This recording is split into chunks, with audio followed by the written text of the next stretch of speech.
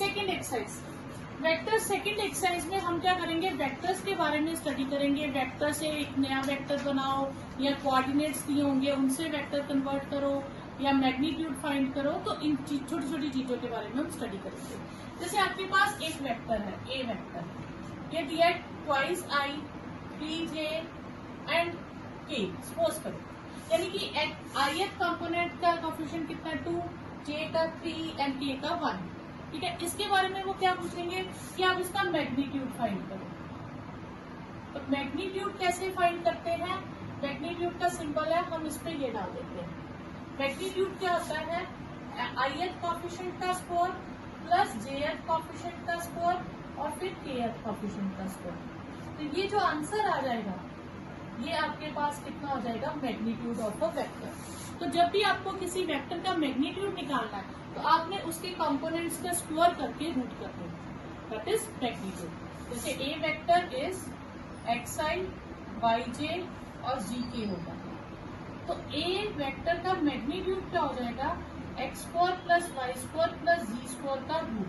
अब ये मैग्नीट्यूड कई बार तो सिर्फ मैग्नीट्यूड पूछते हैं, और दूसरा ये मैग्नीट्यूड कहाँ काम आता है, एक वेक्टर को यूनिट वेक्टर बनाने में ये बहुत काम आता है। ठीक है, अब जैसे आपके पास है ए वेक्टर गिवन है, आपको यही ले लें 2i, 3j और k, और कहे फाइंड यूनिट वेक्टर ए।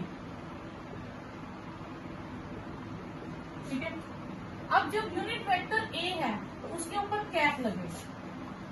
ठीक है, यहाँ पे 14 आना बचा। ओके, ए कैप मतलब यूनिट वेक्टर। तो जो वेक्टर होगा उस पे एरो आएगा और जो यूनिट वेक्टर होगा उस पे कैप आएगा। कहीं भी क्वेश्चन में आपको स्टेटमेंट में अगर गिवन होगा ए कैप, तो इसका मतलब है वो यूनिट वेक्टर है। और यूनिट वेक्टर की खास बात क्या होती है कि मैग्नीट्यूड 1 होता है। ठीक है, तो ये आप लिख लीजिए, unit vector in direction of a, उसको हम कहते हैं ए कैप। और मैग्नीट्यूड ऑफ ए कैप हमेशा याद रखिएगा वो क्या होता है 1। ये दो है बातें जो आपने यूनिट वेक्टर की याद रखनी है। पहले तो उस पे कैप होता है, दूसरा उसका मैग्नीट्यूड हमेशा 1 होता है। ठीक है, अब मुझे एक वेक्टर को यूनिट वेक्टर बनाना है, तो इसके क्या करेंगे, वेक्टर को यूनिट वेक्टर बनाना हो तो वेक्टर को उसी के मैग्नीट्यूड से डिवाइड कर देंगे। किसी भी वेक्टर को यूनिट वेक्टर बनाना है तो हम वेक्टर को उसी के मैग्नीट्यूड से डिवाइड कर देंगे। अब वेक्टर क्या है हमारे पास 2i, 3j और k। इसका मैग्नीट्यूड मैंने निकाला था √14, तो मैं √14 से डिवाइड कर दूंगी तो ये वापस एक वेक्टर बनेगा, क्योंकि इसमें ith कंपोनेंट भी रहेगा, jth भी रहेगा और kth कंपोनेंट भी रहेगा।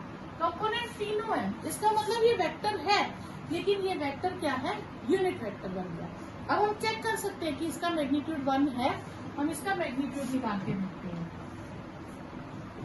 √2/√14 का स्क्वायर, 3/√14 का स्क्वायर और 1/√14 का स्क्वायर।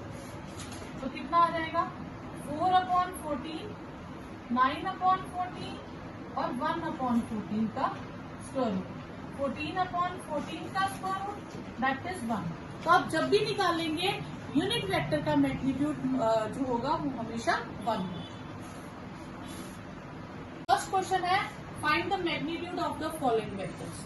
तो मैग्नीट्यूड कैसे निकालते हैं, ए वेक्टर आपको गिवन है i प्लस जे प्लस के। तो ए मैग्नीट्यूड क्या हो जाएगा 1 स्क्वायर 1 स्क्वायर 1 स्क्वायर, तो वो हो गया √3। बी वेक्टर है आपके पास 2i minus 7j minus 3k। तो बी वेक्टर का मैग्नीट्यूड क्या हो जाएगा √2 square minus 7 square minus 3 square. ठीक है, तो ये आ जाएगा 4 प्लस 49 प्लस 9 62। और सी वेक्टर है आपके पास 1/√3i plus 1/√3j minus 1/√3k। तो सी का मैग्नीट्यूड क्या आ जाएगा 1/√3 का square plus 1/√3 square plus 1/√3 square. तो ये हो जाएगा आपके पास 1/3, 1/3, 1/3। तो वो हो गया आपके पास 3/3, दैट इज 1। तो ये तीनों का मैग्नीट्यूड है। Write two different vectors with same magnitude. Vectors अलग अलग हो, मैग्नीट्यूड सेम हो, तो मैग्नीट्यूड के लिए हम ith, jth, kth कॉफिशिएंट का स्क्वायर लेते हैं। तो हम जब वेक्टर्स अलग बनाने हैं तो हम कॉफिशिएंट सेम लेंगे लेकिन आगे पीछे ले लेंगे। जैसे सपोज करो मैं a वेक्टर ले लेती हूँ i plus 2j plus 3k। तो b वेक्टर मैं ले लूंगी 2i plus j plus 3k। इसी दोनों को चेंज कर लो, तीनों को कर लो, पर रखना वही कॉफिशिएंट्स। उससे क्या हो गया, वेक्टर्स अलग अलग हो गए, एक का ith सेम नहीं है jth, ठीक है। तो अब पर इनके मैग्नीट्यूड निकालूंगी, वो तो सेम रहेंगे, वो तो 1 स्क्वायर 2 स्क्वायर और 3 स्क्वायर होगा। 1 प्लस 4 प्लस 9 √14। और जब मैं b का मैग्नीट्यूड निकालूंगी तो वो होगा 1 2 स्क्वायर 1 स्क्वायर 3 स्क्वायर। तो वो भी क्या हो जाएगा 4 प्लस 1 प्लस 9 √14। तो वेक्टर्स डिफरेंट है पर मैग्नीट्यूड सेम, ठीक है। Write two different vectors have same direction. Same direction का मतलब क्या हो गया, पैरेलल वेक्टर्स हो गए। और पैरेलल वेक्टर्स में क्या होता है, one vector is lambda times other. दो वेक्टर पैरेलल हो उसका मतलब क्या है मैं आपको बताती हूँ। जैसे सपोज करो दो वेक्टर पैरेलल है, तो मैंने एक का कंपोनेंट लिया xi yj zk। सपोज करो दूसरा वेक्टर मैंने लिया है ui vj और wk। सपोज करो ये दो वेक्टर्स लिए। अब a vector parallel to b vector है, तो इसका मतलब है जितना x अपॉन u होगा उतना ही y अपॉन v होगा और उतना ही z अपॉन w होगा। इन्हें हम क्या कहते हैं, पैरेलल वेक्टर्स। तो एक तरह से देखा जाए तो मैं इसको अगर लैम्डा लिखूं तो क्या बनेगा आपके पास, x आ जाएगा लैम्डा u, y आ जाएगा लैम्डा v और z आ जाएगा लैम्डा w। तो a वेक्टर क्या हो जाएगा, lambda u with i, lambda v with j and lambda w with k। Lambda common ले लो, ui vj wk। तो ये क्या है हमारे पास b वेक्टर। तो दो वेक्टर्स जब भी पैरेलल होंगे तो आपने कंडीशन क्या रखनी है, one vector is lambda times other. तो आप एक वेक्टर कोई भी मान लो, तो लेट ए वेक्टर आप मान लो कुछ भी i plus j plus 2k। अब इसे मैं किसी भी टेबल से मल्टीप्लाई कर दूं, 2 से 3 से 3/2 से 7/9 से √5 से माइनस वाली टर्म से किसी से भी मल्टीप्लाई करूंगी, जो नया वेक्टर आएगा वो मैग्नीट्यूड उसका अलग होगा लेकिन डायरेक्शन सेम होगा। तो दूसरा वेक्टर आपके पास आप 2 से मल्टीप्लाई कर लो, 2j and 4k। तो a vector is parallel to b vector but a vector is not equal to b vector. Parallel है पर इक्वल नहीं है। तो ये कंडीशन आपके पास काफी क्वेश्चंस में यूज हो जाएगा। नेक्स्ट क्या हमें फाइंड करना है, x और y की value such that these two vectors are equal. तो एक वेक्टर है y प्लस 3j है, वो किसके इक्वल है, xi प्लस yj। जब दो वेक्टर्स इक्वल होते हैं तो ith कंपोनेंट ith के इक्वल होता है और jth कंपोनेंट jth के इक्वल होता है। तो यानी कि 2x के इक्वल हो गया और 3y के इक्वल हो गया। तो ये आपके पास x और y के आंसर हैं।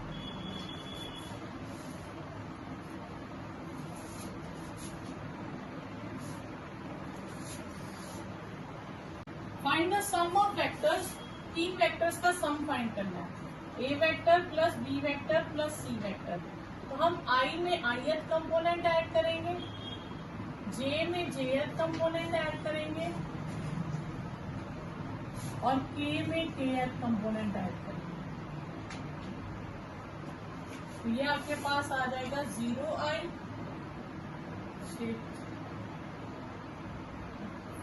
माइनस 4j और माइनस k। तो ये आपके पास okay. Find the unit vector in the direction of a vector. अब यूनिट वेक्टर कन्वर्ट करना, तो यूनिट वेक्टर का फॉर्मूला क्या था, वेक्टर अपॉन इट्स मैग्नीट्यूड। तो हम पहले इसका मैग्नीट्यूड फाइंड कर लेंगे। 1 स्क्वायर 1 स्क्वायर 2 स्क्वायर हो जाएगा 1 + 1 + 2 that is √6। So unit vector in the direction of A vector is vector upon its magnitude. So I plus J plus 2K upon √6 आप सबके नीचे लगा दो, तो ये आपके पास यूनिट वेक्टर आ जाएगा in the direction of A vector 1 1। Unit vector ढूंढना है in the direction of PQ और P के कंपोनेंट्स है 1 2 3, यानी कि P के पोजीशन वेक्टर ऑफ P, ठीक है, पोजीशन वेक्टर ऑफ P हमारे पास आएगा I + 2J + 3K और पोजीशन वेक्टर ऑफ Q हमारे पास हो जाएगा 4I 5J 6K, ठीक है। तो मुझे PQ वेक्टर ढूंढना है, वो होगा position vector of Q minus position vector of P।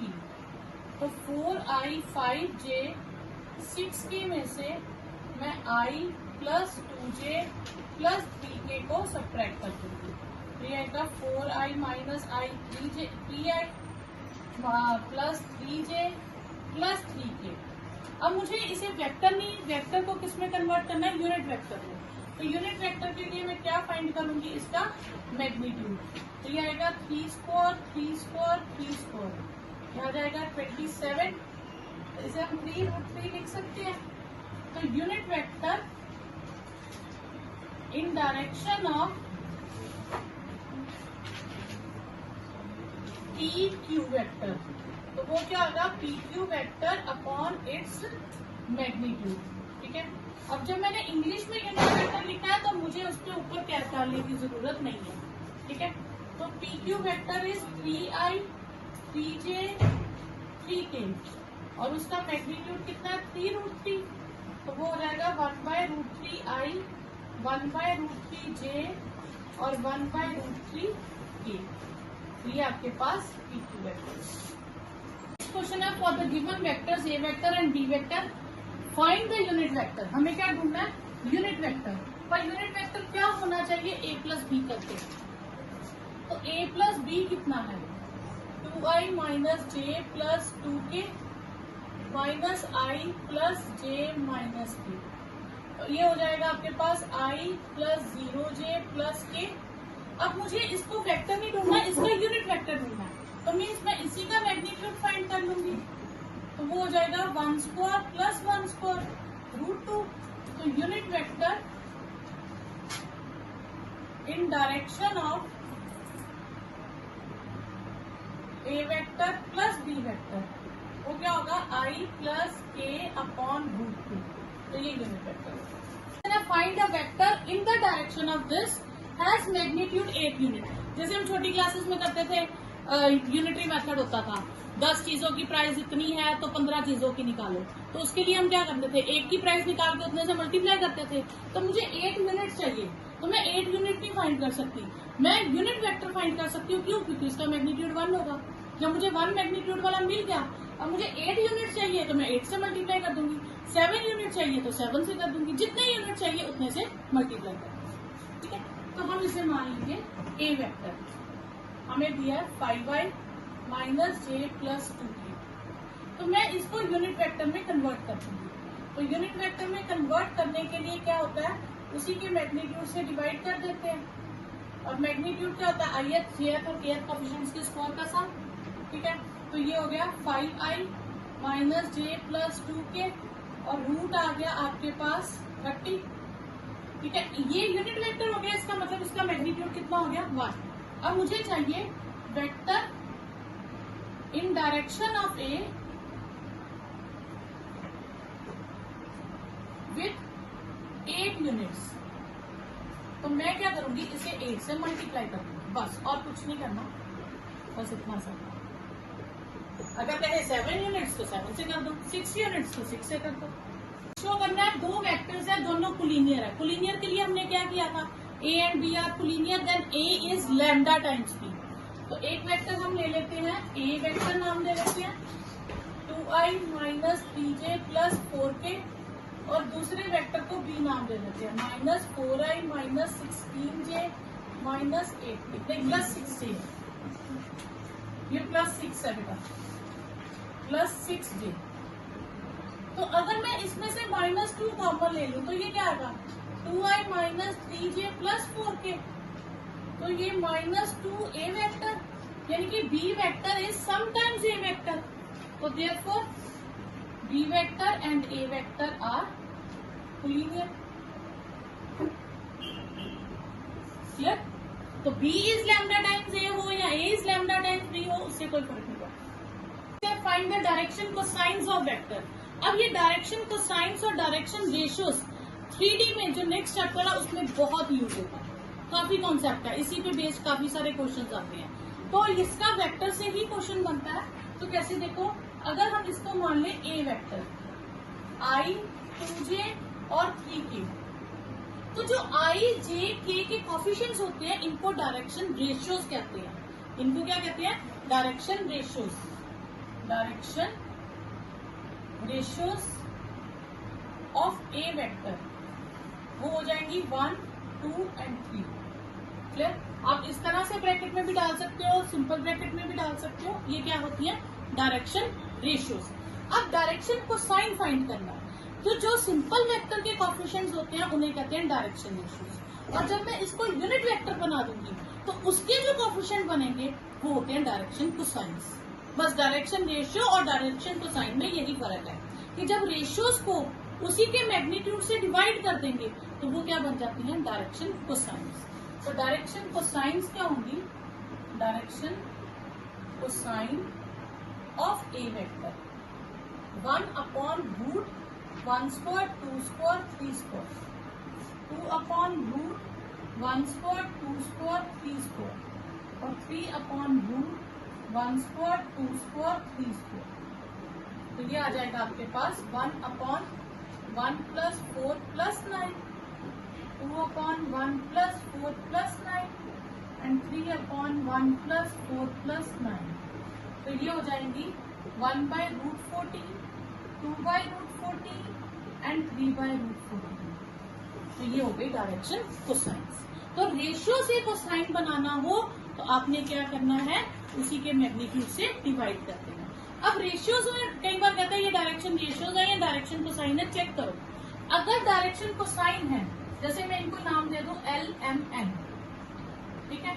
तो याद रखना डायरेक्शन कोसाइंस के दो फॉर्मूले होते हैं, L² M² N² 1 होना चाहिए, ये डायरेक्शन कोसाइन के लिए है। और दूसरा LM MN और NN ये 0 होता है, ये वो डायरेक्शन कोसाइंस आ जाता है। ठीक है? ये इसमें नहीं यूज होगा, ये हमने इससे निकाला ना, ये एक और कंसेप्ट आगे आएगा, ये 3D में आ जाएगा। ठीक है? तो आप इतना याद रखिए डायरेक्शन कोसाइन अभी वेक्टर्स में यही यूज होगा। L² + M² + N² क्या होगा? 1 होगा। ठीक है? अब फाइंड द डायरेक्शन कोसाइन, तो इसका मतलब है हमें मैग्नीट्यूड से डिवाइड करना पड़ेगा। और वेक्टर कैसे लेना है? Joining the point A and B, और वेक्टर है A से B तक, यानी कि वेक्टर हो गया हमारे पास AB। तो वो होता है position vector of B minus position vector of A। हमेशा पिछला वेक्टर पहले लेना, माइनस जो फर्स्ट पोजीशन पे लिखा वो बाद में। तो ये हो गया -i minus 2j plus k, मैं इसके साथ ijk लगा दूंगा, और i plus 2j plus 3k। तो ये आएगा -i minus 2j plus k minus i minus 2j minus 3k। ये हो जाएगा -2i minus 4j minus 2k। Clear? अब मुझे इसकी डायरेक्शन रेशियोज लिखनी है पहले, फिर डायरेक्शन कोसाइन फाइंड करूंगी। डायरेक्शन रेशियोज क्या हो जाएंगी? -2 -4 -2। अब इसमें एक चीज और होती है, देखो अगर आपने इसकी डायरेक्शन रेशियोज लिखी है, जैसे हम सिंपल रेशियो में नहीं करते थे, 7th 8th में रेशियो चैप्टर होता था कि 2:4 अगर रेशियो है तो ये दोनों 2 से कटते हैं, हम इसको 1/2 लिख देते हैं। वही काम यहाँ भी कर सकते हो कि अगर कोई कॉमन टेबल से डिवाइड होता है तो आप उसे कट कर सकते हो। जैसे पहले तो तीनों से माइनस बाहर निकल जाता है, तो हम इसको शो नहीं करेंगे कि हमने माइनस कहाँ किया, हम इसको लिख देंगे 2 4 2, फिर ये क्या आ जाएगा 1 2 1। हम इसको जितनी सिंपलेस्ट में लिख सकते हैं वो लिखेंगे। ये डायरेक्शन रेशियोज हो गई। अब हम लिखेंगे डायरेक्शन कोसाइंस। तो इसी के मैग्नीट्यूड से डिवाइड कर देंगे, तो मैग्नीट्यूड आ जाएगा 1 + 4 + 1 √6, 2/√6 और 1/√6। तो ये मैग्नीट्यूड से हमने डिवाइड कर दिया। डायरेक्शन को साइंस निकालने हैं of the vector a b points दिए हैं directed from a to b. A b vector क्या होगा, position vector of b minus position vector of a. तो हम इसे आई जे के कोएफिशिएंट्स में लिख देंगे, -i + 2j - 3k। ये आएगा -i - 2j + k -i - 2j + 3k। तो ये आ जाएगा -5i - 4j + 4k। ठीक है, तो डायरेक्शन रेशियोज क्या आ गई, -2 -4 और 4। ये डायरेक्शन रेशियोज हो गई। अब यहाँ पे हम तीनों के पास माइनस हो तो हम कॉमन ले सकते हैं, अगर 2 के पास है तो नहीं जरूरत। अब ये तीनों किसके 2 के टेबल से कट हो रही है, हम इसे 2 के टेबल से कर देंगे कट। ठीक है, कैसे, जैसे हम पहले करते थे 2:4 हो तो 1:2 कर देते थे, वैसे ही डायरेक्शन रेशियोज में जिस टेबल से कॉमन टेबल से कट होती है हम वो इलिमिनेट कर देते हैं। अब डायरेक्शन को साइन के लिए हम क्या करेंगे,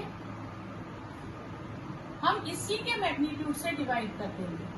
तो ये आएगा 1 + 4 + 4 -2/1 + 4 + 4 और 2/1 + 4 + 4। तो ये आ गया -1/3 -2/3 और 2/3। तो ये आ गई direction cosine. Show that the vectors i j k equally inclined with axis OX, OY, OZ। Actually होता क्या है, हम 3 एक्सिस ले लेते हैं, एक का नाम रखते हैं OX, एक का OY, एक का OZ। ठीक है, जैसे रूम के कॉर्नर को आप इमेजिन कर लो, वहां पे अगर हम एक रॉड ऐसे हवा में रख दें एक कॉर्नर से फिट करके, तो मुझे एक वेक्टर बनेगा। ये 3D में आपको यहाँ पे दिखेगा नहीं, अगर ये सपोज करो ऐसे पहनना है, ये वेक्टर है, ये इस लाइन के साथ एक एंगल बना रहा है, इस लाइन के साथ कोई और एंगल है और इस लाइन के साथ कोई और एंगल है, तो तीनों एंगल अलग अलग होंगे। ओके, तो ये जो एंगल बनेंगे, सपोज करो हमारे पास ये वेक्टर है, ए वेक्टर, ठीक है, ये इसके साथ अल्फा एंगल बना रही है, वाई एक्सिस के साथ बीटा और जी एक्सिस के साथ गामा एंगल बना रही है। तो डायरेक्शन को साइन हम 2 तरीके से निकाल सकते हैं, एक तो हम मैग्नीट्यूड से डायरेक्शन रेशियोज को डिवाइड करके निकालते हैं, दूसरा डायरेक्शन को साइन निकालने का फॉर्मूला होता है पहला कॉस अल्फा, जो वाई एक्सिस के साथ एंगल बनाते हैं कॉस के साथ लिख देते हैं, और जो जी एक्सिस के साथ एंगल बनाते हैं उसे भी कॉस के साथ लिख देते हैं। ठीक है, तो cos alpha, cos beta, cos gamma, ये 3 डायरेक्शन कोसाइंस हो जाते हैं। ये डायरेक्शन कोसाइंस कब होते हैं, जब हमें एंगल पता है।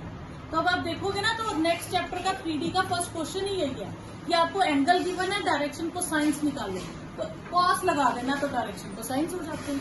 ठीक है, अब हम इसे ए वेक्टर मान लेते हैं, I + J + K। अब डायरेक्शन कोसाइन का लिंक है, ठीक है, क्योंकि एंगल निकालने हैं तो डायरेक्शन कोसाइन से निकलेंगे। डायरेक्शन कोसाइन वेक्टर से कैसे निकाल सकते हैं, डायरेक्शन रेशियोज को उसके मैग्नीट्यूड से डिवाइड करके। तो हम इस हिसाब से करेंगे, यहाँ से डायरेक्शन रेशियोज क्या आएंगे, डायरेक्शन रेशियोज आ जाएंगे हमारे पास 1 1 1 और डायरेक्शन कोसाइन क्या हो जाएंगे 1/√1 + 1 + 1। यहाँ पे भी √3 सेम आ जाएगा, इसलिए मैंने रिपीट नहीं किया, तो 1/√3 1/√3 1/√3। ठीक है, ये आगे डायरेक्शन कोसाइन कैसे, वेक्टर से। ठीक है, अब हम मान लेंगे let alpha beta gamma, let a vector makes angle alpha beta gamma with OX, OY, OZ respectively. तो cos अल्फा हो जाएगा 1/√3, cos बीटा कितना हो गया 1/√3 और cos गामा कितना हो गया 1/√3। तो तीनों सेम आ गए, तो इसका मतलब क्या हो गया, cos alpha, cos beta, cos gamma तीनों सेम हो गए। तो this implies alpha beta gamma same हो गया, तो hence A vector equally inclined कर गया तीनों एक्सिस पे, यही हमें शो करना है। नेक्स्ट क्वेश्चन है, find the position vector of point R which divides the line joining 2 points P and Q जिनके पोजीशन वेक्टर्स हमें गिवन है और रेशियो है 2:1, एक है इंटरनली और एक है एक्सटर्नली। तो एक पॉइंट आप ले लीजिए PQ, ठीक है। अब इंटरनली अगर कट करता है 2:1 की रेशियो में, ठीक है, तो इसके पोजीशन वेक्टर सपोज करो मैं A वेक्टर कह दूं और इसको मैं B वेक्टर कह दूं, तो position vector of R vector क्या होंगे, वो होगा 2B vector plus A vector 1A vector upon 2+1। 2B vector plus 1A vector is upon 2+1। अगर हम इसे फॉर्मूले से कहें M:M रेशियो है, तो फॉर्मूला बन जाएगा MB vector plus MA vector upon M+N। अगर ये इंटरनली कट करते हैं, ठीक है, और अगर एक्सटर्नली कट करते हैं तो फॉर्मूला आपका सेम रहता है, सिर्फ पोजीशन वेक्टर ऑफ R क्या हो जाता है, उसमें माइनस आ जाएगा, MB vector minus MA vector upon M-N। Internally हो तो प्लस, एक्सटर्नली हो तो माइनस। तो अब सेम यही क्वेश्चन हम ले लें। P वेक्टर, इसके पोजीशन वेक्टर्स दिए हैं I 2j माइनस k और Q के दिए हैं -I plus j plus k और रेशियो दी है 2:1 और R के कोऑर्डिनेट्स ढूंढने हैं। तो फर्स्ट केस इंटरनली, ठीक है, इंटरनली के केस में हमारे पास पोजीशन वेक्टर ऑफ R क्या आ जाएंगे, 2 into -I plus j plus k plus 1 into I plus 2j minus k upon 2+1। तो ये होगा -2I plus 2j plus 2k plus I plus 2j minus k upon 3। तो ये हो जाएगा -I plus 4j plus k upon 3। और यहीं पे अगर एक्सटर्नली हो सेकेंड पार्ट, तो पोजीशन वेक्टर ऑफ R क्या होगा, 2 -I plus j plus k minus 1 I plus 2j minus k upon 2 minus 1। तो ये आपके पास आ जाएगा -2I plus 2j plus 2k minus I minus 2j plus k upon 1। 2j cancel, तो ये हो जाएगा आपके पास -3I प्लस 3k, ये आपके पास वेक्टर आ जाएगा। नेक्स्ट है find the position vector of the mid point. तो मिड पॉइंट फॉर्मूला क्या होता है आपके पास, x1 प्लस x2 अपॉन 2। तो फिर position vector of mid point of PQ is 2 plus 2I 2 plus 4 upon 2 with I 3 plus 1 upon 2 with J and 4 minus 2 upon 2 with K। तो ये हो गया 6 upon 2I 4 upon 2J and 2 upon 2K। ये हो जाएगा 3I plus 2J plus K। तो ये आपके पास fit point. Next, show that the points 3 points with position vectors. अब ये पॉइंट्स हमें गिवन है, 3 पॉइंट्स है हमारे पास। एक पॉइंट हम मान लेंगे 3I minus 4J minus 4K। ये पॉइंट्स की पोजीशंस है, साइड्स नहीं है आपके पास, ठीक है। तो B आपके पास पॉइंट है 2I minus J plus K और C आपके पास है -I minus 3J minus 5K।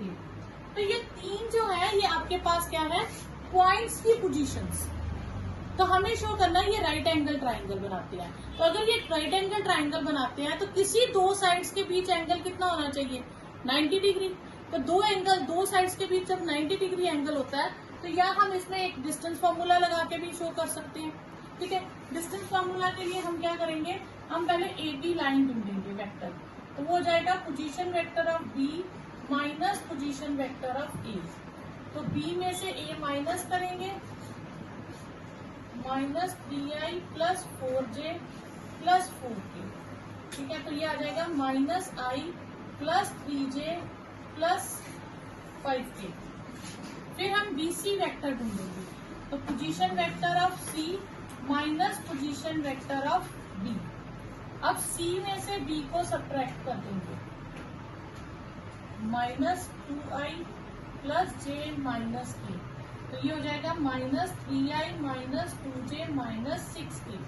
फिर हम सी ए वेक्टर की ढूंढेंगे, तो position vector of a minus position vector of c, तो वो आ जाएगा आपके पास 3i minus 4j minus 4k minus plus हो जाएगा, सी माइनस करेंगे i plus 3j plus 5k, तो ये आ जाएगा 4i minus j plus k। यहाँ सी में माइनस आई नहीं है, आई है, तो ये दो चेंज कर दीजिए, ये आ जाएगा आपके पास माइनस आई और ये माइनस किया तो ये हो गया 2i। ठीक है, तो मैंने ये दो टर्म्स चेंज की हैं क्वेश्चन में, ये वाली तो ये टर्म्स चेंज की। ठीक है, अब आप इनका डिस्टेंस फॉर्मूला से डिस्टेंस निकालिए। ए बी वेक्टर आ जाएगा 1 प्लस 9 प्लस 25, ये हो जाएगा √35। फिर BC का निकालिए, तो वो आ जाएगा 1 प्लस 4 प्लस 36 49, और CA का निकालिए तो 4 प्लस 1 प्लस 1 6 ये 41 आएगा। तो यहाँ से हमारे पास BC स्कोर किसके इक्वल हो गया, इन दोनों के स्कोर्स के इक्वल। BC स्कोर हो गया AB square plus CA square, तो therefore by converse of Pythagoras theorem PGT आपके पास A एंगल जो हो जाएगा वो 90 का हो जाएगा, तो therefore triangle ABC is right angle triangle. तीन letters AB plus BC plus CA, तो AB प्लस BC करेंगे तो ये कॉमन लेटर डिडक्ट होके हमारे पास क्या बचेगा AC, उसे हम माइनस CA कर देंगे, इधर आके प्लस हो जाएगा, तो फर्स्ट ऑप्शन करेक्ट हो गया। सेकेंड है AB प्लस BC, ये कॉमन लेटर B डिडक्ट हो जाएगा, तो AC, यहाँ से AC या इन दोनों को भी सब्ट्रैक्ट करेंगे, ये भी ट्रू हो जाएगी। अब ये दो है, इन दोनों को जब मैं ऐड करूंगी तो ये बनेगा AC और ये CA है। अब मैं इसे चेंज करूंगी तो ये वापस AC बन जाएगा, पर साइन चेंज हो जाएगा, वो डबल ऑफ AC हो जाएगा, मतलब ये 0 नहीं आएगा। इसी तरह फोर्थ में AB CB और CA है, तो मैं इसको सबसे पहले लिख लूंगी CA प्लस AB, तो जहां से एक लेटर से खत्म होगा वहीं से दूसरा वेक्टर स्टार्ट होना चाहिए, तो ये डिडक्ट हो गया, तो CB माइनस CB ये भी 0 हो जाएगा, तो ये ऑप्शन करेक्ट है। नेक्स्ट है आपके पास 19 क्वेश्चन, A एंड B दो कोलिनियर वेक्टर्स हैं, तो कोलिनियर वेक्टर के लिए मैंने क्या समझाया था, A is lambda times B या B is lambda times A, तो पहली ऑप्शन तो आपके पास वैसे ही करेक्ट हो गई। A is plus minus B लिखा है, तो इसका मतलब क्या हो गया, प्लस मतलब 1B, या A इज माइनस B, तो लैम्डा टाइम्स आ गया ना, one vector is lambda times other, तो ये भी कंडीशन सेटिस्फाई करते, तो ये भी ट्रू हो गई। अब दोनों जो है प्रोपोर्शनल होंगे, प्रोपोर्शनल क्या है कि उनकी रेशियो सेम होगी। जैसे अगर A के कंपोनेंट्स में ले लूं XI YJ ZK, और इसके मैं B के कंपोनेंट्स ले लूं LI MJ NK। अब ये कह रहा है प्रोपोर्शनल है, प्रोपोर्शनल मतलब रेशियो सेम है, तो जितना x/n होगा उतना ही y/m होगा, उतना ही z/n होगा। इसको मैं लैम्डा के इक्वल क्या दूं, तो x आ गया लैम्डा L, y आ गया लैम्डा M और z आ गया लैम्डा N। तो ये एक तरह से A वेक्टर क्या हो गया, L कॉमन ले लूं, ठीक है, तो लैम्डा कॉमन ले लूं, तो LX MY NZ, ठीक है, LX M सॉरी ये आ जाएगा A वेक्टर आ जाएगा L lambda I L M J lambda N K, lambda common ले लूं L I M J N K, तो ये क्या आ गया हमारे पास, ये B वेक्टर आ गया। तो जब प्रोपोर्शनल होते हैं तो उस केस में भी one vector is lambda times other आ जाता है, तो ये भी ट्रू हो गया। अब both the vectors have same direction but magnitude different होंगे, बस ये वाला जो है ये एक केस है कि ये आपके पास क्या आ जाएगा, नॉट कोलिनियर हो जाएंगे। क्यों? क्योंकि इसमें क्या है कि मैग्नीट्यूड यानी कि मैग्नीट्यूड डिफरेंट है तो उनके कोफिशिएंट्स जो होंगे वो प्रोपोर्शनल नहीं होंगे। अगर प्रोपोर्शनल नहीं होंगे तो वो फिर एक vector lambda times other vector की फॉर्म में नहीं लिखा जाएगा।